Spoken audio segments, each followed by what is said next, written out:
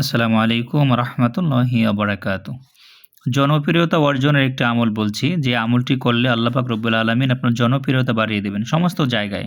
আপনি যেখানেই যাবেন সেখানেই আপনাকে জনপ্রিয় বানিয়ে দিবেন।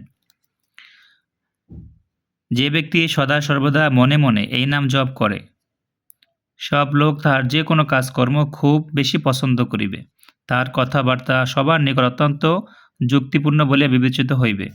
সেই লোক বিচারক হইলে লোকগণ তাহার বিচারের খুব প্রশংসা করিবে। সেই বক্তা হইলে লোকগণ তাহার বক্তৃতা শোনার জন্য অত্যন্ত ব্যস্ত থাকিবে। যদি সে দৈনিক ৫,০০০ বার নামটি জিকির করে, তবে তাহার জনপ্রিয়তা অত্যাধিক বৃদ্ধি পাইবে।